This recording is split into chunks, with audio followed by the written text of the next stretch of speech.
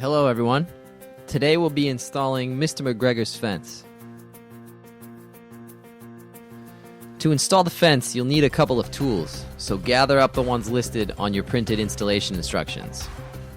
Double check your kit components for damaged or missing items. To prepare for installation, mow the area where you plan to put up the fence. This diagram depicts a three-sided fence, with the fourth side as a pre-existing barrier. Be aware that this barrier is relatively unprotected against climbing or digging, and that a four-sided McGregor fence would offer more complete protection.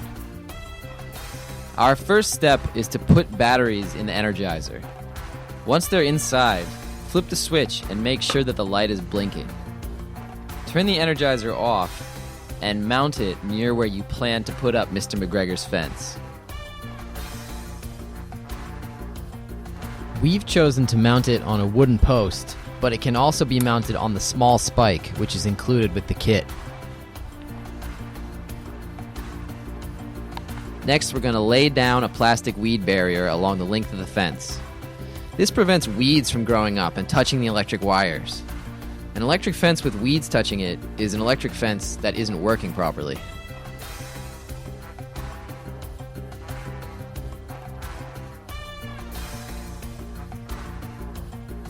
The black plastic weed barrier is pretty ugly, so we'll be covering it over at the end of the video with bark mulch or hay.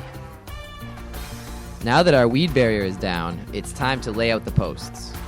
Lay out the 27-inch posts, evenly spaced, along the length of the weed barrier.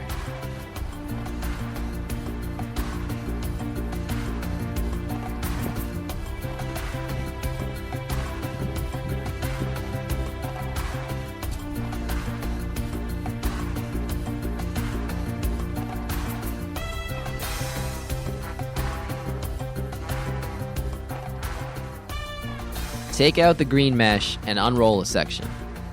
If you opted for the additional squirrel barrier, then this is the point where you will attach it. Unroll it and use the twist ties to hold it to the green mesh fencing. Don't worry about the strength of the twist ties, they're just holding it in place for the moment. Snap two insulators onto each of the 27-inch posts. Put the first one at the very top, facing downwards, and the second one 18 inches down but facing upwards. Hammer in the posts using a block of wood, making sure not to damage the top insulator. Drive it in until the lower insulator is nearly touching the weed barrier. Slip the green mesh fence onto the insulators and slide them towards one another until they hold the fencing securely in place.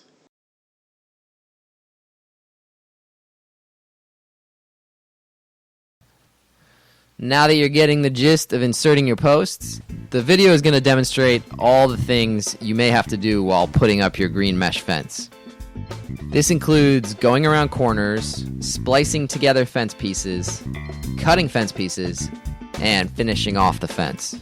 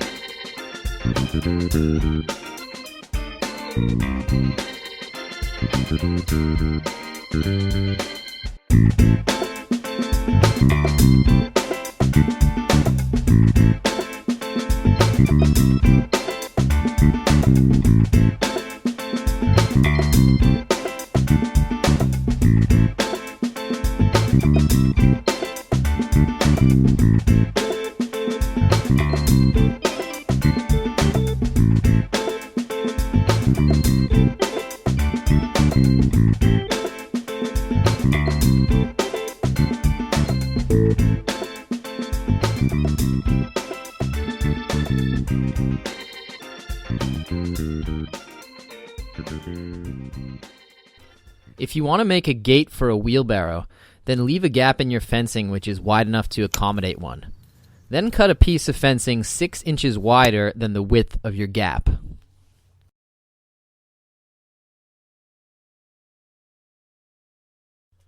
Attach this piece of fencing to both gate posts in the same way you attach the rest of the fencing.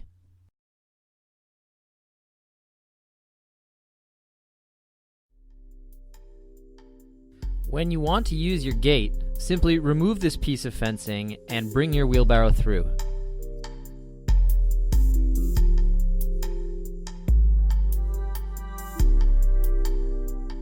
Place 2 insulators, spaced 4 inches apart, at the top of each of the short posts.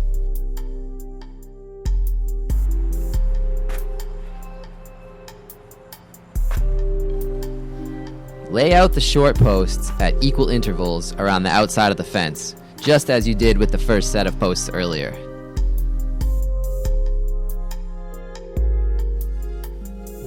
For line posts, meaning non-corner posts, drive them in at a distance of 3 inches away from the base of the green fence. These posts should be driven in until they stand at a height of 9 inches. Corner posts should be driven in 5 inches away from the corner and stand parallel to both sets of line posts.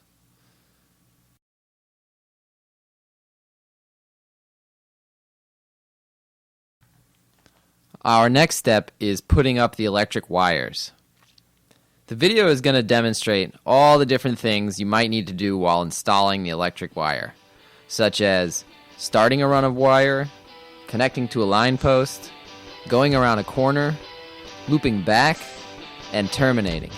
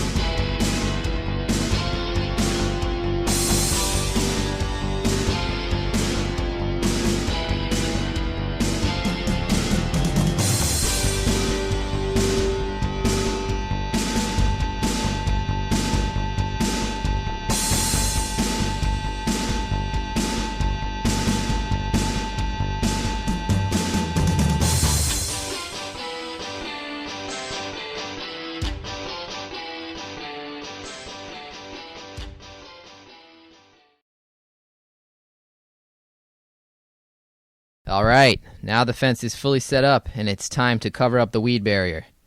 This is done to protect the barrier from damaging sunlight and to be aesthetically pleasing. You can use almost anything on hand to cover up the weed barrier. Many of our customers prefer wood chips or bark mulch because it lasts a long time and it is unlikely to touch the electric wires. Nothing should ever be touching the electric wires. After you've finished that, we're going to set up the grounding system. Drive the ground rod into the ground in an area which is moist and close to your fence and energizer. This will limit the distance the charge needs to travel underground. Loop a piece of wire around the rod between the two nuts and tighten them until they're pinching the wire.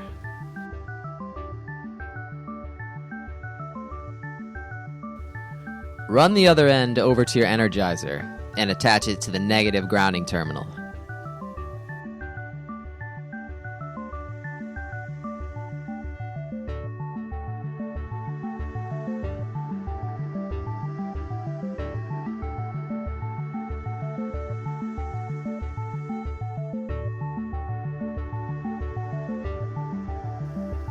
Now let's connect the active wire to the energizer. Take some of your extra wire and attach it to the wire that you strung onto Mr. McGregor's fence.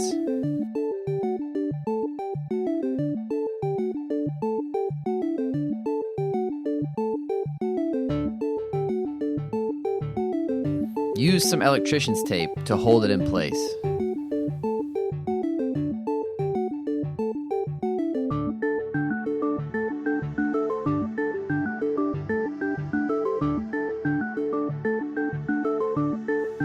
Take the other end of the wire and attach it to the active terminal on your energizer. Make sure that the wire is not coming into contact with anything and is not in a place where people or pets will run into it.